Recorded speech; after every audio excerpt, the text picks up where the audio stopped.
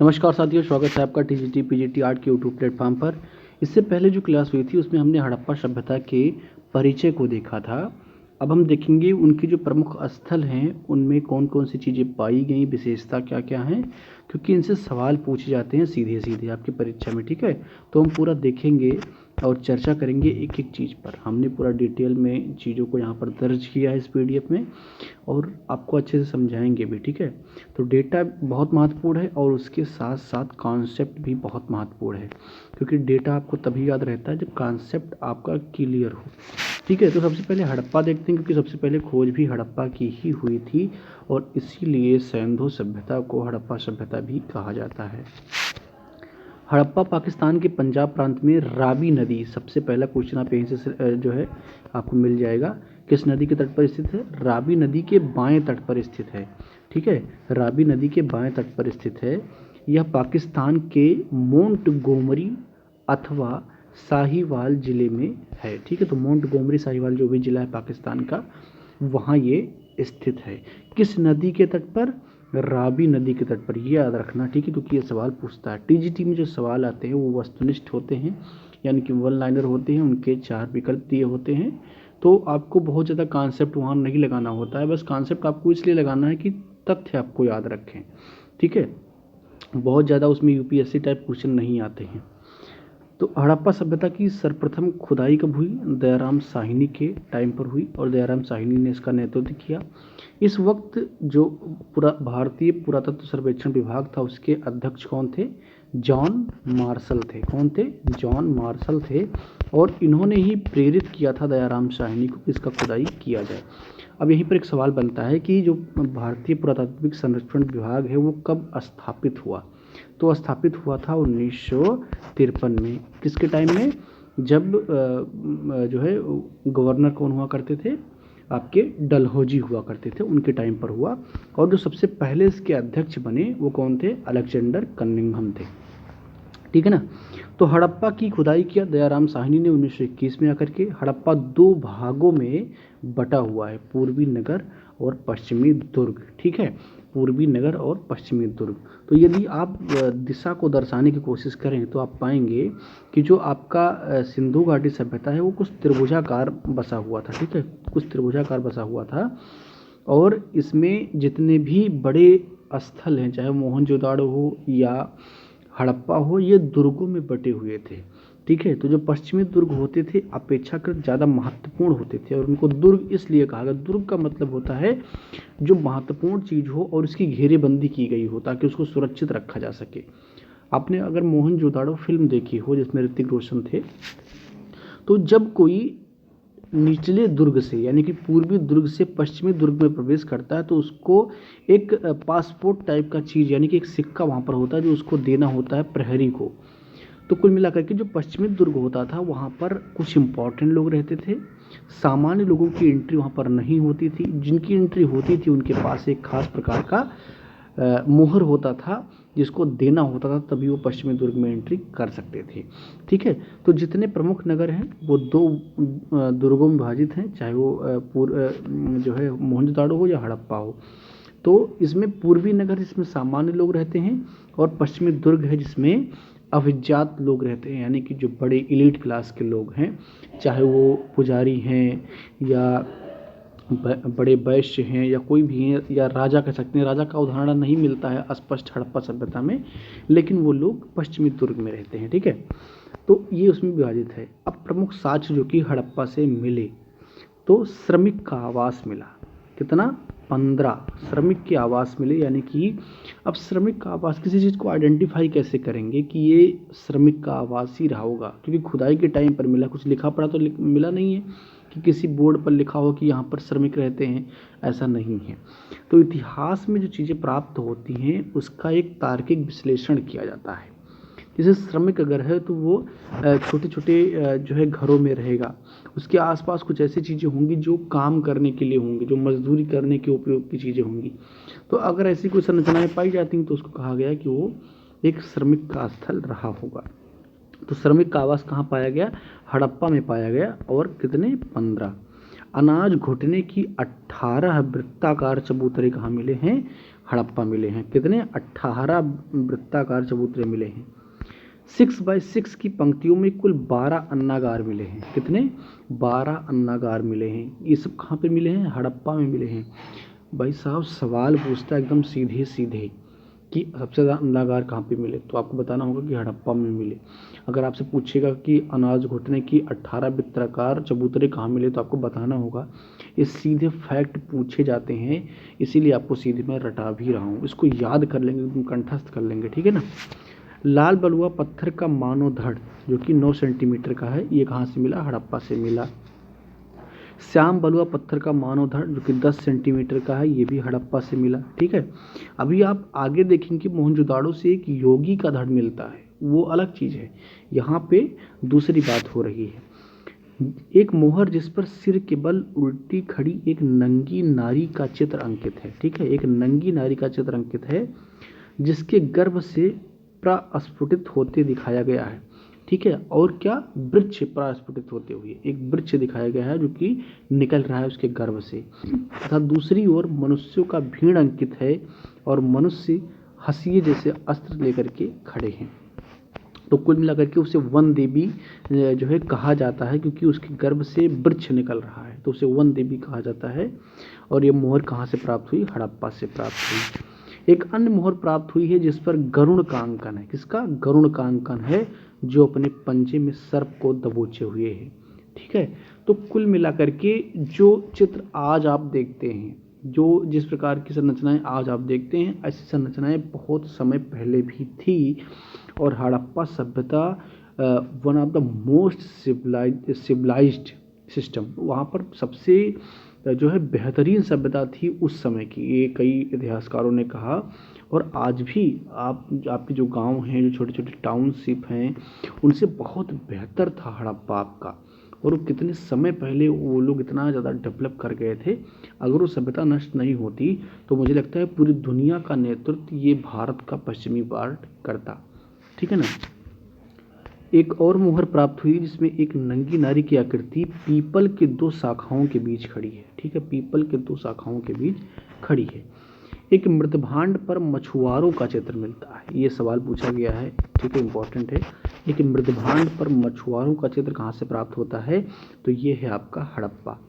मिट्टी से बनी गिलहरी मिली है, कहाँ से? हड़प्पा से मिली है। ठीक है, यहाँ पर एक चीज़ और आपको मैं बताऊँ कि अगर मिट्टी से कोई चीज़ बनाई जा रही है, और ख़ासकर वो चीज़ें जो किसी पशु के हैं या किसी हथियार के हैं या किसी ऐसे सामान के हैं जो कि बड़े रूप में प्रयोग होते हैं, और उनको मिट्टी के आकार में छोटा बनाया जाता है, तो वो एक प्रकार से खिलौना होता है। क्या होता है? खिलौना होता है। कैसे होता है? आप देखते होंगे अभी दिवाली आ रहा है, तो जो कुम्हार होता है ना, वो हर उस चीज़ का एक छोटा सा आकृति मिट्टी से तैयार करता है, जो घर में यूज होते हैं बड़े बड़े बर्तन, जैसे कुकर है, कढ़ाई है, गैस चूल्हा है, तो वो मिट्टी से बनाता है कुम्हार उसको। और बच्चे बड़े शौक से उसे खेलते हैं, क्योंकि बच्चे अपने आप को बड़ों को देख करके उनका कॉपी करने की कोशिश करते हैं, उनके लेवल में खड़े होने की कोशिश करते हैं, तो उनको वो खिलौने आकर्षित करते हैं, अपनी ओर पसंद करते हैं। खिलौने आपको जानवर के मिलेंगे, क्योंकि जानवर बहुत बड़े हैं, आप वहाँ तक तो पहुँच नहीं सकते, तो आप खिलौनों में ही जानवर के पास जाने की कोशिश करते हैं। तो इस प्रकार जो बड़े आकृति का छोटा सा प्रारूप अगर मिट्टी का बनाया जाता है तो अमूमन वो खिलौना होता है। तो यहाँ पर आप देख पाएंगे मिट्टी से बनी गिलहरी मिली। मिट्टी से बनी मूर्तियाँ, यहाँ पर एक गलत लिखा हुआ है, मूर्तियाँ मछली, कछुआ और घड़ियाल के मिले हैं। किसके? मछली, कछुआ और घड़ियाल के मिले हैं, ये मूर्तियाँ होगा, इसको करेक्ट आप कर लेंगे। तांबे की बनी वस्तुओं में पुरुष आकृति, इक्का गाड़ी, स्केल यानी कि पटरी और दर्पण। ठीक है, तो तांबे की कौन कौन सी वस्तु मिली है? पुरुष की एक आकृति मिली है, इक्का गाड़ी मिली है, स्केल यानी कि पटरी मिला है, और दर्पण यानी कि शीशा। तो शीशा किसका है? तांबे का है। अब पता नहीं कैसे दिखता होगा तांबे में, मैंने तो कभी देखा नहीं तांबे में कि कैसे दिखता है, लेकिन दिखता ही होगा। अगर दर्पण कहा जा रहा है तो दिखता ही होगा उसमें। यहाँ से ताबूत में जो सावधान है वो मिले हैं। अब ये थोड़ा सा हैरान करने वाला चीज़ है। आप जानते हैं कि सनातन जो व्यवस्था है उसमें जो मृतक का शरीर होता है उसको या तो दफनाया जाता है या तो जलाया जाता है। और जो ताबूत रखने की व्यवस्था है ये कहीं ना कहीं ईसाइयों में है। और यहाँ पर आप देखेंगे कि हड़प्पा में हमें कहीं ना कहीं ताबूत रखने की व्यवस्था मिलती है। तो ये अपने आप में एक आश्चर्यजनक चीज़ है। क्या है? आश्चर्यजनक चीज़ है कि ताबूत में यहाँ पर आपको कब्र मिलती है जिसमें ताबूत में लाशों को रखा गया है। ये कहाँ से मिलते हैं? R37 कब्रिस्तान से मिलती है जो कि हड़प्पा में स्थित है। इसके अलावा एक श्रृंगारदानी मिलता है। ठीक है, श्रृंगारदानी वो होता है जिसमें श्रृंगार की वस्तुएं होती हैं। खासकर इसका प्रयोग महिलाएं करती थीं, लेकिन वर्तमान में बहुत सारे पुरुष भी इसका व्यापक प्रयोग करने लगे हैं। ठीक है, तो श्रृंगारदानी कहाँ से मिला है? हड़प्पा से मिला है। अब यहाँ पर जो इम्पोर्टेंट चीज़ है उसका आप एक जो है ब्लूप्रिंट तैयार करेंगे। जो सबसे इम्पोर्टेंट बात है वो क्या है? एक तो वन देवी की मूर्ति कहाँ से मिली? हड़प्पा से मिली। ये आप बहुत इम्पोर्टेंट है। इसके अलावा जो आपका ये है तांबे की जो वस्तुएं मिली हैं ये बहुत बार पूछा गया है। इसके अलावा जो कब्रिस्तान वाला पार्ट है इससे भी सवाल पूछा गया है। तो ये जो कुछ महत्वपूर्ण है इनको आप, ये अन्नागार वाला जो सवाल है इससे पूछा गया है। तो जो बहुत महत्वपूर्ण है उनको थोड़ा सा आप ज़्यादा फोकस करेंगे, बाकी आपको ये सब तैयार करना है। ठीक है, अब आगे बढ़ते हैं। मोहनजोदाड़ो। ठीक है, मोहनजोदाड़ो के नाम से एक मूवी भी आई थी जिसमें आपका जो है आपने देखा था ऋतिक रोशन उसमें हीरो थे। वो एक ऐसे युवक का भूमिका निभाते हैं जो कि मोहनजोदाड़ो को बचाने की कोशिश करता है, और उसमें एक राजा जैसा दिखाया गया है जो कि उसको मैनेज करता है, लेकिन वो बहुत ही दुष्ट होता है और लोगों को सताता है। तो मूवी आप देखिएगा, बहुत सारी चीज़ें आप सिंधु घाटी सभ्यता की वहाँ पर देख पाएंगे। हालांकि वो बिल्कुल सही नहीं दिखाया गया, थोड़ा सा ड्रामेटिक है, लेकिन फिर भी उसमें चीज़ें काफ़ी कुछ हैं जो है जिससे आप सीख सकते हैं। मोहनजोदाड़ो पाकिस्तान के सिंध प्रांत की सिंध नदी के दाएं तट पर लरकाना अथवा ननकाना जिले में स्थित है। कहाँ पे? लरकाना या ननकाना जिले में स्थित है। इसकी खोज 1922 में राखलदास बनर्जी ने की। किसने? राखलदास बनर्जी ने की। यहाँ पर देखेंगे नदी कौन सी है? सिंधु नदी। हड़प्पा किस नदी के तट पर है? रावी के। मोहनजोदाड़ो सिंधु नदी के तट पर। हड़प्पा की खोज किसने की थी? दयाराम साहनी ने। मोहनजोदाड़ो की खोज किसने की? राखलदास बनर्जी ने। ठीक है, तो ये सब इंपॉर्टेंट चीज़ आप याद रखेंगे। ठीक है, वो रावी नदी के बाएं तट पर स्थित है, ये सिंधु नदी के दाएं तट पर स्थित है। आप इसको भी याद रखेंगे। ये पाकिस्तान के सिंधु प्रांत में है। मोहनजोदाड़ो में पूरब में नगर तथा पश्चिम में दुर्ग स्थित है। मैंने कहा था ना कि जितने बड़े स्थल हैं सिंधु सभ्यता के उसमें लगभग ऐसी ही व्यवस्थाएं मिलती हैं। इसमें दुर्ग भाग में निम्नलिखित साक्ष्य प्राप्त हुई हैं। तो इसमें जो कुछ महत्वपूर्ण साक्ष्य हैं वो दुर्ग से प्राप्त होते हैं। जैसे एक बृहद स्नानागार, तो एक बृहद स्नानागार मिला जिसमें बहुत सारे लोग नहाते होंगे, कोई अनुष्ठान करते होंगे। जैसे आप देखते हैं कि कुंभ होता है, अभी आप देखते हैं कि कुंभ होता है, अर्ध कुंभ होता है, जहाँ पर बहुत सारे लोग इकट्ठा होते हैं। वो चाहे प्रयागराज में हो, हरिद्वार में हो, नासिक में हो। तो कुंभ में लगभग जितने भी सनातन मान्यता के लोग इकट्ठा होते हैं और एक साथ स्नान करते हैं।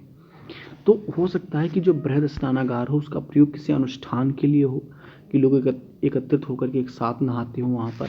ठीक है, मार्शल ने इसे तत्कालिक विश्व का आश्चर्यजनक निर्माण कहा। ठीक है, जॉन मार्शल ने इसे क्या कहा था? तत्कालीन विश्व का आश्चर्यजनक निर्माण कहा था। स्नानागार के पश्चिम में कुषाण कालीन कनिष्क द्वारा निर्मित स्तूप मिलता है। ठीक है, तो यह सवाल कई बार पूछा गया है और ये बहुत ही इंपॉर्टेंट है। टीजीटी में भी कई बार पूछा गया है कि कुषाण कालीन जो कनिष्क द्वारा, कुषाण एक वंश है और कनिष्क उसके राजा हैं, द्वारा निर्मित एक स्तूप कहाँ से मिला है? तो कहाँ से मिला है? वो बृहद स्नानागार से ही मिला है जो कि मोहनजोदाड़ो में स्थित है। अब आप कहेंगे कि क्या कुषाण वंश या कनिष्क का शासन मोहनजोदाड़ो के समकालीन है? तो ये बिल्कुल नहीं है, उनके समकालीन नहीं है, क्योंकि मैं बता रहा हूँ ना कि इसकी खुदाई की गई है। तो जो ऊपर का स्थल है ना, इस पर ही लगा दिया कनिष्क ने अपना स्तूप। उसे नहीं पता था कि अंदर क्या है, उसने ऊपर लगाया। जब बाद में खुदाई हुई तो वहाँ से स्तूप भी मिला और नीचे मोहनजोदाड़ो का बृहद स्नानागार भी मिला। ठीक है, तो आप ये नहीं कंफ्यूज करेंगे कि जो कालखंड कुषाण का है वही कालखंड मोहनजोदाड़ो का है। ठीक है ना, मोहनजोदाड़ो उससे बहुत पहले की बात है। बृहद स्नानागार के बाद में देखेंगे बृहद अन्नागार। यह संपूर्ण सिंधु सभ्यता की ईंट से निर्मित सबसे विशालकाय संरचना है। ये इंपॉर्टेंट बात है, ठीक है। अगर पूछे कि सिंधु सभ्यता की सबसे विशाल संरचना कौन सी है, तो आप कहेंगे बृहद अन्नागार, जहाँ पर अन्न को एकत्रित किया जाता था। अच्छा, बृहद अन्नागार बनाने के पीछे का लॉजिक क्या क्या हो सकता है, आप थोड़ा सा इस पर विचार करेंगे। जैसे आप देखते हैं, यदि आपके घर में खेती होती है, मान लीजिए 10 बीघे की खेती होती है, ठीक है, तो 10 बीघे में मान लीजिए कि आपने 50 कुंटल जो है आपने उत्पादन कर लिया किसी भी चीज़ का, चाहे धान हो, गेहूँ, जो भी जैसा पैदा होता है, मुझे एग्जैक्टली पता नहीं। तो मान लीजिए 50 क्विंटल आपने पैदा किया, तो ये 50 क्विंटल में आप स्टोरेज का क्षमता बनाएंगे, ठीक है। तो आप बड़े बड़े जो है गैलन बनाएंगे जिसमें 50 कुंटल आप रख सकें, यही तो करेंगे ना। अगर इसको बेचना भी है तो तुरंत से तो आप हार्वेस्टिंग के बाद बेच नहीं देते होंगे, इसको एकत्रित करते होंगे, उसके बाद ही इसको बेचते होंगे। अगर खाना भी है तो इसको स्टोर करना होता होगा, ठीक है ना। यदि बृहद अन्नागार बनाया जा रहा है, ये किसका संकेत देता है, सरप्लस ऑफ प्रोडक्शन, ठीक है, सरप्लस ऑफ प्रोडक्शन, यानी कि उत्पादन का अधिक होना, यानी कि जो कृषि है उसका बेहतर स्थिति में होना। इतिहास में चीज़ों को ऐसे ही समझा जाता है। तो यदि बृहद अन्नागार बना, भाई अन्नागार ऐसे फर्जी में बना के छोड़ा तो गया नहीं होगा कि अन्नागार बना दो छोड़ दो। तो एक तो इसके पीछे लॉजिक ये है कि बड़े स्तर पर कृषि उत्पादन होता होगा और सरप्लस बचता होगा, यानी कि खाने से भी बचता होगा चीज़ों को, तो उन्हें स्टोर करना होगा। या दूसरा कॉन्सेप्ट इसके पीछे हो सकता है कि पूरी व्यवस्था में जितने भी उत्पादन होते थे उनको स्टोर करने का काम यहाँ पर होता था। एक लॉजिक ये भी हो सकता है, ठीक है ना। तो ये दो लॉजिक हो सकते हैं बृहद अन्नागार के, और ये कहाँ मिले हैं, मोहनजोदाड़ो से मिले हैं। यह संपूर्ण सिंधु सभ्यता की ईंट से निर्मित सबसे विशालकाय संरचना थी। हो सकता है इसका प्रयोग ऐसे किया जाता हो कि स्टोर करके रखा जाए, किसी बुरे समय के लिए रखा जाए, ऐसा भी हो सकता है, ठीक है ना। उसके बाद में अगला जो स्ट्रक्चर है सभा भवन। सभा भवन को अलग अलग इतिहासकारों ने अलग अलग जो है नाम देने की कोशिश की, अलग अलग मान्यता देने की कोशिश की। जैसे मार्शल ने कहा कि ये एक प्रकार का बौद्ध मंदिर है, लेकिन मंदिर जैसा और कोई स्ट्रक्चर वहाँ पर नहीं मिलता है। तो जॉन मार्शल की इस अवधारणा में बहुत कम दम था, ठीक है। के एन दीक्षित के अनुसार ये धर्म चर्चा का स्थल था। क्या था, धर्म चर्चा का स्थल था। इसके अलावा व्हीलर जो कि एक अन्य इतिहासकार, उन्होंने दरबारे आम कहा, यानी कि यहाँ पर आम लोग बैठ कर के बातचीत करते थे और फैसले लिए जाते थे। तो ये अलग अलग इतिहासकारों ने इससे अपने अनुसार अलग अलग इसका व्याख्या किया है, ठीक है। तो ये है आपका सभा भवन, कहाँ पे पाया गया, मोहनजोदाड़ो में। इसके अलावा पुरोहित आवास, यहाँ से प्राप्त किए, यहाँ ये जो यहाँ लिखा हुआ यहाँ पे होना चाहिए, ये पीडीएफ बनाते हुए कई गलतियाँ आज के पीडीएफ में हैं।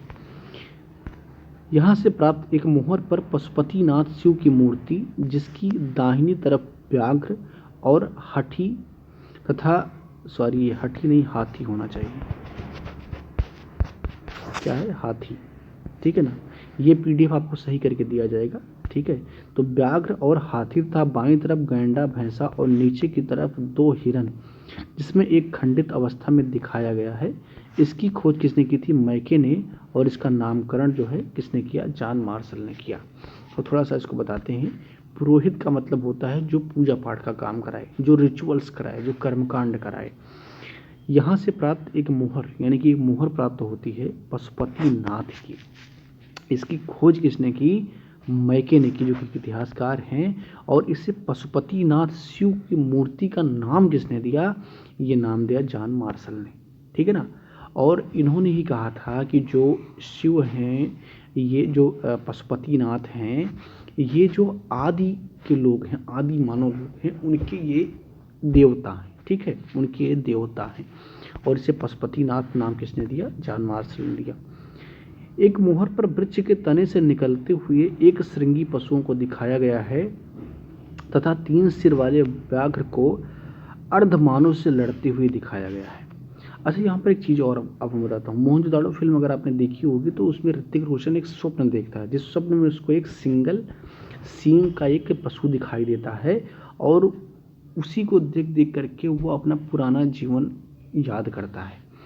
तो कुल मिलाकर के जो एक श्रृंगी पशु है ये बहुत ज़्यादा जो है पवित्र माना जाता है सिंधु सभ्यता में, क्योंकि ये मोहरों पर पाया जाता है, ये सिक्कों पर पाया जाता है।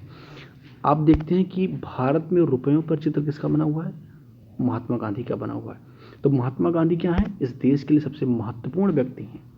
ऐसे में यदि किसी समय किसी मोहर में किसी की आकृति बनती है तो उसका मतलब कि उसका स्थान ऊंचा है समाज में, ठीक है। तो यहाँ पर एक श्रृंगी पशु है जो कि मोहर में ज़्यादातर मोहरों में पाए गए हैं, ठीक है। आगे देखते हैं। सेल खड़ी से निर्मित लगभग 25 सेंटीमीटर ऊंचा मानव का धड़ जो है एक योगी की मूर्ति प्राप्त हुई। मानव के धड़ के रूप में एक योगी की मूर्ति प्राप्त हुई है। और इसको योगी कहने के पीछे भी जो है यही रीजन है कि जो इसका ध्यान मुद्रा में होना और एक सही एक सिस्टमेटिक ढंग से इसको जो है बैठे हुए देखना, तो इसलिए इसको इतिहासकारों ने योगी की मूर्ति कहा। और ये कहाँ से प्राप्त हुआ? मोहनजोदाड़ो से प्राप्त हुआ। कांस्य नर्तकी की मूर्ति मिली जिसकी लंबाई 10 सेंटीमीटर है। यहाँ पर थोड़ा सा विवाद है। 10.5 सेंटीमीटर ये ज़्यादा एथेंटिक है और इसको अभी इस बार भी आयोग ने सही माना है। जो आयोग ने अपनी आंसर की जारी की उसमें 10.5 सेंटीमीटर को ही सही माना। हालांकि कई जगह पर 12.5 सेंटीमीटर लिखा हुआ है। किताब मैंने भी देखे हैं, नोट्स भी मैंने देखे हैं। इसके अलावा 9.5 सेंटीमीटर भी लिखा हुआ है। अब यहाँ पर आपको कन्फ्यूज नहीं होना, जो आयोग सही माने वही सही है, बाकी कोई किताब सही गलत नहीं है, सब सही है। लेकिन जो आयोग सही माने वो सर्वथा सत्य है, तो आपको वही सही करना है। यदि आयोग कह दे कि 10.5 सेंटीमीटर गलत है तो गलत है, अगर वो कहे सही है तो सही है, क्योंकि हम उसके अधीन हैं, हम उसी के लिए पेपर देते हैं, ठीक है ना। तांबे का वृषभ, भेड़ और भैंस की संरचना प्राप्त हुई है कहाँ से? मोहनजोदाड़ो से। चूना पत्थर की हाथी, हर जगह पर हाथी का हठी लिखा हुआ है। ये जब कंप्यूटर से टाइपिंग की जाती है तो वहाँ पर गड़बड़ी हो जाती है, ठीक है, तो इसको आप सही कर लेंगे। चूना पत्थर की हाथी, भेड़ की संयुक्त संरचना प्राप्त हुई है, ठीक है। तो हाथी और भेड़ की एक संयुक्त मूर्ति प्राप्त हुई है कहाँ से? मोहनजोदाड़ो से। एक सड़क जिस पर दीप स्तंभ और छोटे छोटे चबूतरे प्राप्त हुए। छोटे छोटे चबूतरे और दीप स्तंभ यानी कि जहाँ पर दीप जलाया जाता है, मोहनजोदाड़ो से प्राप्त हुए हैं। एक मनका जिस पर 3 बंदर एक दूसरे के कमर में हाथ डाले हुए हैं, ठीक है। एक मनका प्राप्त हुआ है जिसमें 3 बंदर एक दूसरे के कमर में हाथ डाले हुए हैं। यहाँ से पत्थर का हार मिला है। क्या मिला है? पत्थर का हार मिला है, जो कि आप यहाँ पर भी देखेंगे कि जो कांसी की जो मूर्ति यहाँ पर जो हार पहनी हुई है ये नर्तकी, इसी प्रकार के पत्थर के भी हार मिले हुए हैं इसी सभ्यता में। तो ये था आपका मोहनजोदाड़ो और हड़प्पा। अब इसके आगे की जो क्लास होगी उसमें हम बाकी जो स्थल हैं, धौलावीरा है, कालीबंगा है, रोपण है, चहुंदड़ो है, इन सब पर हम चर्चा करेंगे। इस क्लास में इतना ही। हालांकि ये क्लास भी छोटी, मैंने कहा था इस क्लास को हम थोड़ा बड़ा करेंगे, लेकिन इस क्लास में भी पूरी बात हो नहीं पाई है। एक क्लास अभी और होगी सिंधु घाटी सभ्यता की, और उसके बाद में इसका टेस्ट होगा। तो ये क्लास थोड़ी छोटी हुई है और भी इसमें कंटेंट हम ऐड करेंगे। कल आपको क्लास नहीं मिली थी और उसकी वजह ये थी कि मैं बहुत ज़्यादा व्यस्त था। आज सुबह उठ के ही आपके लिए पीपीटी मैंने तैयार करवाया, उसके बाद में क्लास आपको दे रहा हूँ, डिस्कस कर रहा हूँ। अगली क्लास आपको मिलेगी जिसमें हम पूरी सिंधु घाटी सभ्यता समाप्त कर लेंगे। और आपको बिल्कुल परेशान नहीं होना है सिलेबस को लेकर के। मैंने कहा 70 दिन में सिलेबस कवर कर दूंगा, तो वो कवर हो जाएगा, उसमें कोई संदेह की स्थिति नहीं होनी चाहिए, ठीक है। और बाकी जैसे ही नोटिफिकेशन या एग्ज़ाम का डेट ऐसा कुछ आता है, चाहे वो एलटी का हो या किसी अन्य एग्ज़ाम का हो, जो भी स्टूडेंट हमारे साथ जुड़े हैं, तो उनको बहुत ही जो है सही टाइम पर, चाहे वो एग्ज़ाम नज़दीक आएगा तो हमें 4 घंटे पढ़ाना पड़े या 4 वीडियो देना पड़े, 10 वीडियो देना पड़े, तो उसको हम कवर कर लेंगे। लेकिन जब तक नहीं आता है तब तक हमको अपनी स्पीड में पढ़ाई करना है और 70 दिन के अंदर हम पूरा सिलेबस समाप्त कर लेंगे। मैं फिर से वही दोहरा रहा हूँ। मिलते हैं अगले वीडियो में। बहुत बहुत धन्यवाद।